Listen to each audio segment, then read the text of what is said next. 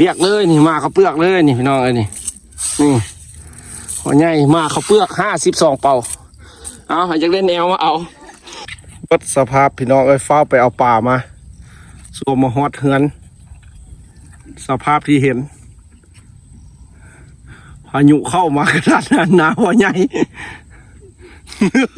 เฮ็ดจะไหนแม่ใหญ่จะได้สระน้ำมาซะโอ้พี่น้องเอ้ย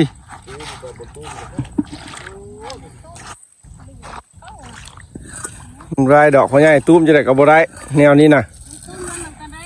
มันลงทางพื้นพุ่นตายเอา40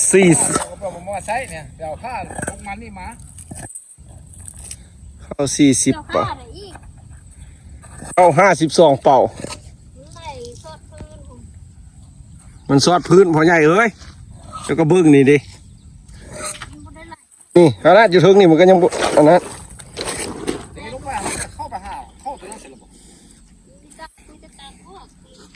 ตายแดดแดดมาละนี่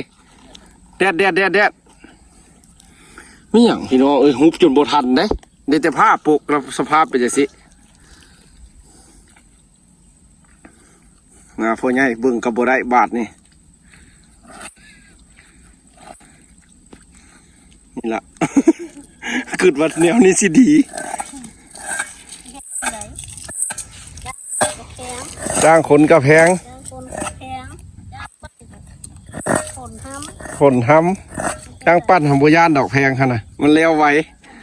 แต่ฝนทำนี่ดิพี่น้องเอ้ยเป็นจังไดแล้วเข้า52 เป่าเอาเบิ้งซอยกันเป็นจังซี่ละพี่น้อง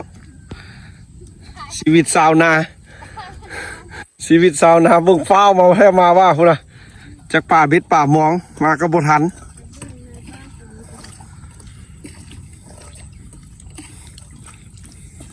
ได้กินข้าวแช่น้ำบาทนี่นะมาเลยบาทเดียวจนได้สะออกได้พี่น้องนะ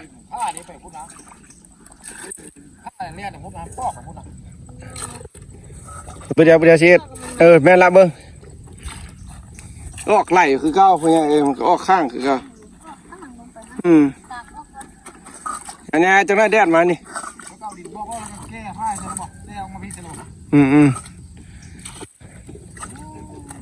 พี่น้องชีวิตชาวนาสิละยาบุเป็นอย่างดอกจังนั้นมันก็แห้ง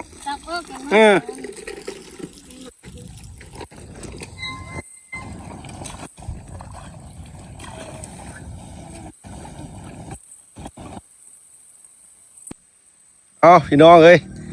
สภาพคือเห็นนี่เด้อสีแบบเป็นคลิปตลกแน่เด้อพี่น้องเอ้ยเบิ่งพอใหญ่มาเขาเปลือก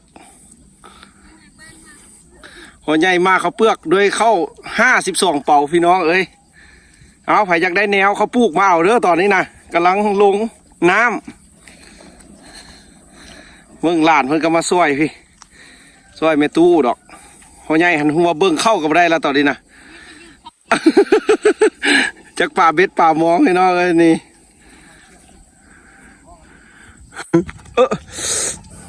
เตะก้อนหิน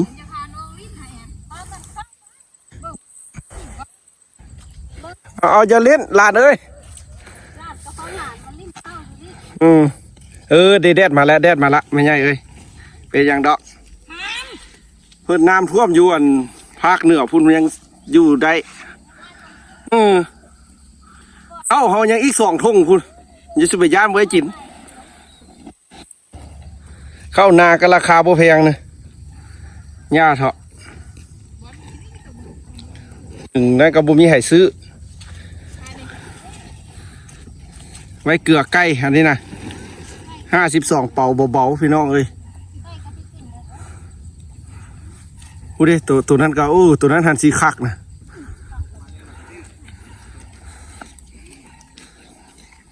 แดดละมันเป็นยังหมกไว้นี่แหละมาเข้าเปลือกแรงที่มันนอนเฝ้าอยู่นี่ให้บได้อันนั้นเลยบกู้เลยปลาสิเลย เตะแต่ก้อนหินเนาะโอ้ก้อนหินก็ลายบ่ลายเนาะถ่ายคลิปก็เบิ่งแต่อันกล้องแล้วบ่เบิ่งหนทางเปียกว่าตัวนี้ก็ได้ไม่ใช่อ๋อจนไหลพี่น้องเอ้ยมาแท้มาว่าพายุก็ได้แดดแล้วเด้ครับแม่ยืดแล้วแม่เขาจะยืดได้นะวันนี้นี่แหละฟ้าหลังฝนเจ้าแห้งเบิ้งความมันแจ้งนะโอ้ยใหญ่ยันโบแดดพี่น้องเอ้ยจนบ่ลงรถเบื่อบ่เบื่อมาแล้วแดดนะฝนตกเนี่ยแล้วเพิ่นว่าฟ้าหลังฝนนี่แหละตายอันนั้นมือเทเลยพี่น้องเลยตื่นได้โอ้ตัวนี้ยังไข่อยู่เลยนี่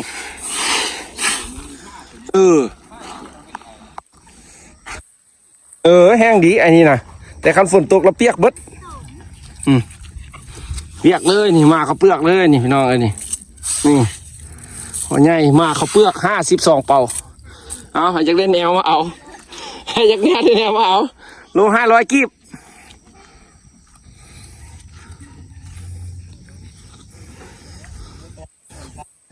เปียกเบิดอีหลีพี่น้องเลยแทนนี่ก็ได้วู้เข้าเปียกน้ำคักพายุมาไปเมื่อเอาพี่น้องเอ้ยปลาแดกไว้นี่ละสิเป็นจะได้ก็เป็นต้องไปย่านเราอึดเข้าเนี่ยยังน้า2 ทุ่งคุณเอาพี่น้องเอ้ยเอากระอีต้นพอใหญ่เด้พี่น้องเอ้ยเข้าต้อง50 ปลายเป่าฝนพายุสมาเฮ็ดให้เราเบิ่งกับบ่ได้พี่น้องเอ้ยกระอีต้นพอใหญ่ช่วยอย่างก็ช่วยบ่ได้เมื่อเช้าก็มาช่วยตากละจักเสียจังไหนพี่น้องเอ้ย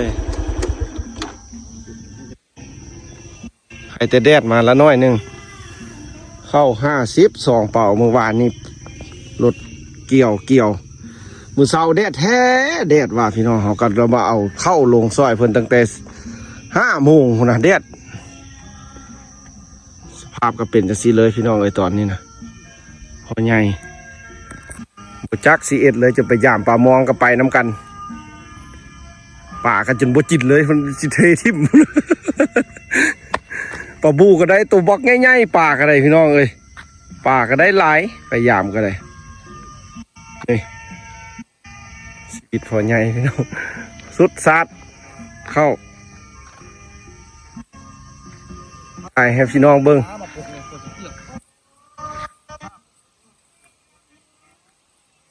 บอกมันเปียกทางลุ่มพอใหญ่เด้เข้าจากเบิ้งหน้านี่มันอันนั้น